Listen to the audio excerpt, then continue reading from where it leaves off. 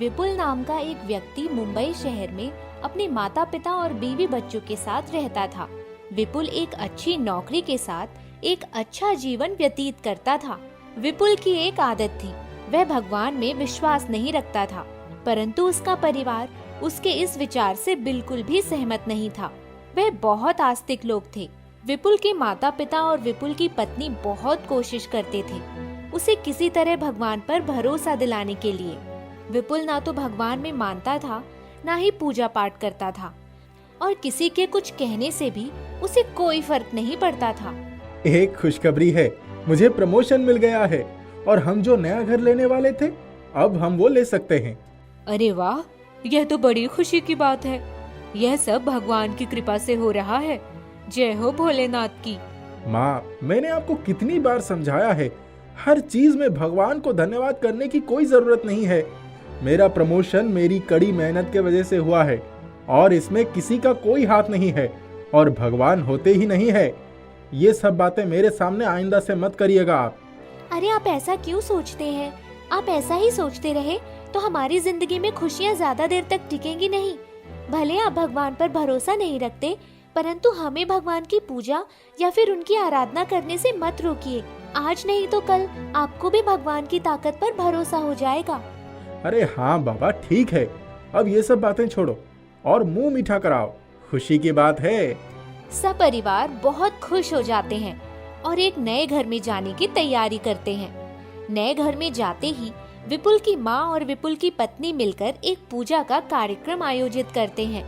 इस गृह प्रवेश की पूजा से विपुल बिल्कुल सहमत नहीं होता। विपुल, आज घर में पूजा है तो आज तुम ऑफिस मत जाओ और हमारे साथ पूजा में शामिल हो जाओ। अगर आप कहती हैं तो मैं ऑफिस नहीं जाऊंगा, परंतु अगर आप मुझसे ये उम्मीद रखते हैं कि मैं पूजा में शामिल हो जाऊंगा तो मुझे माफ कीजिए, मैं ऐसा कुछ नहीं कर पाऊंगा। तुम पूजा के वक्त घर पर रुक जाओ, यही मेरे लिए काफी होगा। विपुल घर पर रुककर काम करने का निर्णय लेता है और पूजा आरंभ होती है। पूजा के दौरान विपुल की फोन पर मीटिंग चल रही होती है और पूजा के शोर के कारण उसकी मीटिंग में अड़चन आती है। विपुल आग बबूला होकर पूजा हवन में पानी डालकर सब कुछ खराब कर देता है। अरे बंद करिए ये सब, इस हवन के चक्कर में मेरी मीटिंग खराब हो गई है। जिस काम करके हमें घर मिला है उसी काम में अड़चन ले आई है ये। मैंने इतनी मेहनत करके प्रमोशन पाया और अब भगवान को बीच में लाकर आप मेरे काम के बीच में आ रहे हैं। यह क्या अनर्थ कर दिया तूने? मैंने कहा था ना, अगर तुझे पूजा नहीं करनी तो तू मत कर, पर यह अपशगुन क्यों कर दिया तूने?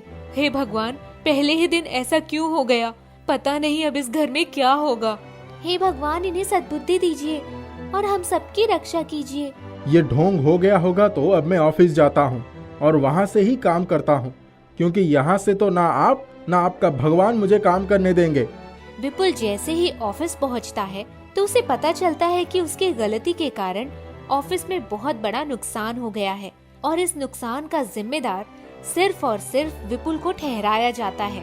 क्या विपुल, मैंने तुमको प्रमोशन दिया और तुमने मेरा इतना बड़ा घाटा करवा दिया? ये उम्मीद नहीं थी मुझे तुमसे। सर, मैं माफी चाहता हूँ, पता नहीं मुझसे यह गलती कैसे हो गई, मुझे माफ कर दीजिए सर। अब तुम्हारे पास सिर्फ दो ही रास्ते हैं, या तो तुम ये कंपनी छोड़ दो या नुकसानी की भरपाई कर दो। बॉस, इतनी बड़ी भरपाई मैं कैसे कर सकता हूँ? मेरी जितनी जमा पूंजी थी मैंने नए घर में लगा दी। अब मुझे माफ कर दीजिए, मैं आइंदा से ऐसी गलती कभी नहीं करूँगा। तो फिर तुम्हें इस नौकरी को आज और अभी से छोड़ना होगा। बॉस, ऐसा मत कीजिए, मैं कहाँ जाऊँगा? मैंने इतना बड़ा लोन ले लिया है, मैं कैसे संभालूंगा सब चीजों को? विपुल के लाख कहने पर भी उसके बॉस नहीं मानते और उसे नौकरी से निकाल देते हैं। विपुल बहुत निराश होकर घर लौटता है। विपुल इतना उदास होता है कि वह किसी से बात किए बिना अपने कमरे में जाकर एकांत बैठ जाता है।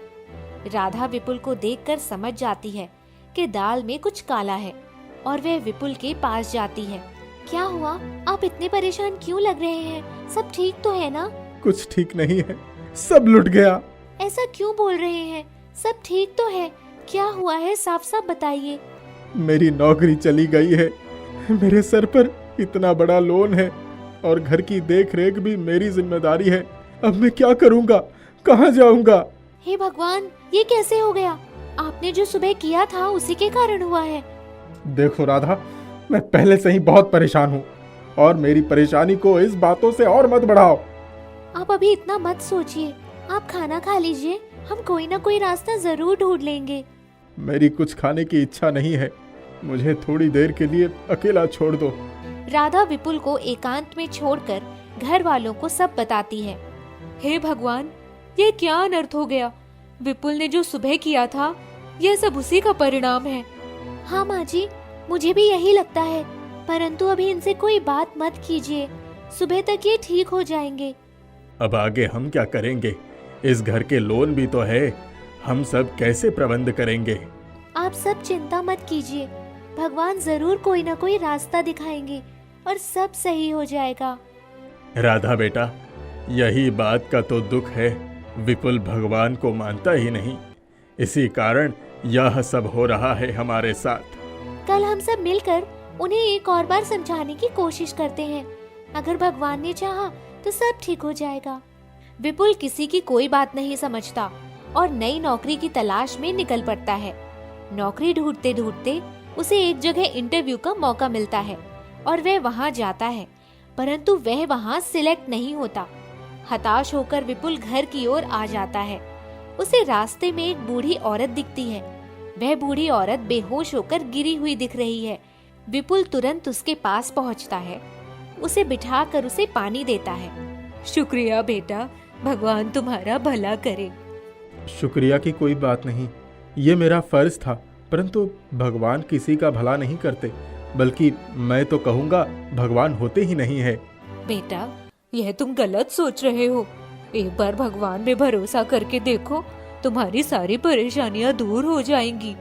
मैं अगरबत्ती बेचती हूँ, अगर तुमने यह ले लिया तो मेरी सहायता हो जाएगी और तुम्हारी जिंदगी भी संवर जाएगी। एक बार भरोसा करके देखो। विपुल के मन में विचार आता है कि वह एक बार भरोसा करके देख ले, और यही सोचकर वह अगरबत्ती लेकर घर पहुंचता है। विपुल घर आते ही राधा को अगरबत्ती पकड़ा देता है। अरे यह कैसे हो गया? आपने अगरबत्ती कैसे खरीद ली? एक बूढ़ी औरत की सहायता के लिए मैंने ले लिया है, तुम इससे पूजा कर सकती हो। आपने इसे लिया है तो पूजा भी आप ही कीजिए। विपुल उस समय तो अगरबत्ती कोने में रख देता है, परंतु रात को यह विचार करता है और उसके मन में ख्याल आता है कि एक बार पूजा करके देखे, और वह मन ही मन सोचता है, एक बार भगवान के ऊपर भरोसा करके देखता हूँ। सब लोग यही कहते हैं, कोई ना कोई कारण तो होगा, मैं भी देखूं भगवान की शक्ति होती है या नहीं। अगली सुबह वह नौकरी के इंटरव्यू के लिए तैयार होता है और वह उसी अगरबत्ती से पूजा करके इंटरव्यू के लिए प्रस्थान करता है। विपुल का सारा परिवार उसे भगवान की पूजा करते देखकर बहुत प्रसन्न होता है और वह सब उसे दिल से आशीर्वाद देते हैं। इसी के साथ विपुल की नौकरी भी लग जाती है। एक बार फिर से घर में खुशी की लहर दौड़ जाती है। एक दिन विपुल ऑफिस जा रहा होता है। उसी दिन उसे वह बूढ़ी औरत दिखाई देती है। आपने तो सही कहा, मेरी जिंदगी ही संवर गई। मैंने तुम्हें जो अगरबत्ती दी थी वो कोई मामूली अगरबत्ती नहीं। भगवान की श्रद्धा के साथ अगर तुमने इस अगरबत्ती से पूजा की तो तुम्हारी मनोकामना पूरी होगी, क्योंकि वह जादुई अगरबत्ती है। धन्यवाद, मेरी जिंदगी की सारी परेशानियां दूर हो गई और अब मैं दिल से भगवान को मानता हूँ। इसी के साथ विपुल अपने परिवार के साथ प्रेम से रहने लगता है और जादुई अगरबत्ती के सहारे वह अपने और अपने परिवार को खुशियां बांटता है।